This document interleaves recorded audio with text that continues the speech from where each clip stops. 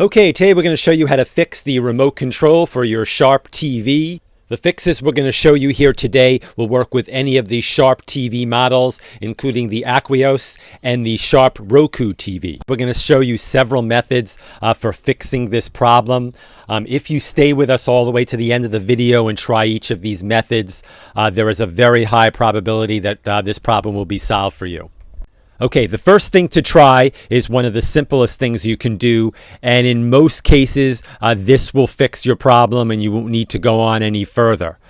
You basically want to remove the batteries from the remote, then unplug the TV from the wall, wait 60 seconds, try to wait the full 60 seconds, and then plug the TV back in.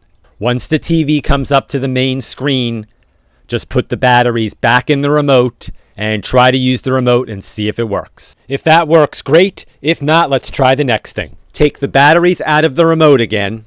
As crazy as this may sound, I want you to push each of the buttons on the remote a few times. This will free up any dirt or gunk that's stuck in the buttons and causing it to malfunction. In the unlikely event that this did not fix your problem, you can try replacing both batteries in the remote with new ones or order a new replacement remote.